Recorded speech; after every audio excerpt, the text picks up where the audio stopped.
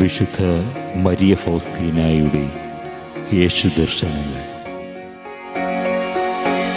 വിൽനൂസ്, ഫെബ്രുവരി 4, 1935. 8 ദിവസത്തെ ധ്യാനം.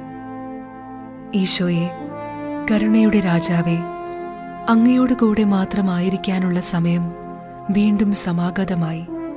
ആയതിനാൽ അവിടുത്തെ ഹൃദയത്തിൽ ജ്വലിക്കുന്ന മുഴുവൻ സ്നേഹത്താൽ എൻ്റെ സ്വാർത്ഥ സ്നേഹത്തെ പൂർണ്ണമായി നശിപ്പിച്ചു കളയണമെന്ന് ഞാൻ യാചിക്കുന്നു.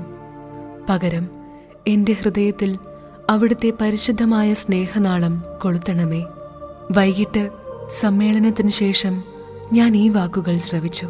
ഞാൻ നിന്റെ കൂടെയുണ്ട്.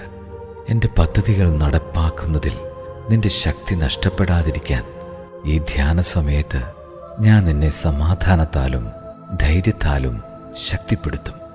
അതിനാൽ ഈ ധ്യാനത്തിൽ നീ നിന്റെ ഇഷ്ടങ്ങൾ പൂർണ്ണമായും ഉപേക്ഷിക്കും. പകരം എൻ്റെ ഇഷ്ടം പൂർണ്ണമായി നിന്നിൽ നിറവേറും. നിനക്ക് വലിയ വില കൊടുക്കേണ്ടി വരുമെന്ന് മനസ്സിലാക്കുക. അതിനാൽ ഒരു വെള്ളക്കടലാസിൽ ഈ വാക്കുകൾ എഴുതുക.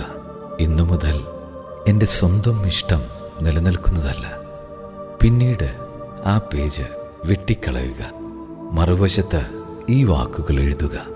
ഇന്നു മുതൽ എല്ലായിടത്തും എല്ലായ്പ്പോഴും എല്ലാ കാര്യത്തിലും ഞാൻ ദൈവത്തിൻ്റെ ഇഷ്ടം നിറവേറ്റും.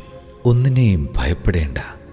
സ്നേഹം നിന്നെ ശക്തിപ്പെടുത്തുകയും ഇതിൻ്റെ നടത്തിപ്പ് എളുപ്പമാക്കി തീർക്കുകയും ചെയ്യും.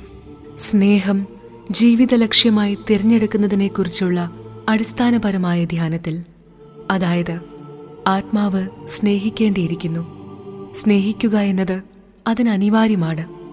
ആത്മാവ് തൻ്റെ സ്നേഹത്തിൻ്റെ അരുവിയുടെ ഗതി ചെളിയിലേക്കോ ശൂന്യതയിലേക്കോ അല്ല, ദൈവത്തിലേക്ക് മാറ്റിവിടണം.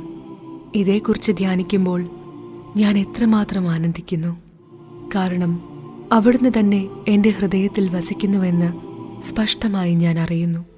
ഈശോ മാത്രം ദൈവവുമായി ഐക്യപ്പെടാൻ എന്നെ സഹായിക്കുന്ന തോതിൽ മാത്രമാണ് ഞാൻ സൃഷ്ടികളെ സ്നേഹിക്കുന്നത്. എല്ലാ മനുഷ്യരിലും ദൈവത്തിൻ്റെ ഛായ കാണുന്നത് കൊണ്ടാണ് ഞാൻ അവരെ സ്നേഹിക്കുന്നത്. ഇന്നു മുതൽ എൻ്റെ സ്വന്തം ഇഷ്ടം നിലനിൽക്കുന്നില്ല. കർത്താവ് ആവശ്യപ്പെട്ട പ്രകാരം എൻ്റെ സ്വന്തം ഇഷ്ടത്തെ വെട്ടിക്കളയാൻ ഞാൻ മുട്ടുകുത്തിയ നിമിഷം എൻ്റെ അന്തരാത്മാവിൽ ഞാൻ ഈ സ്വരം കേട്ടു.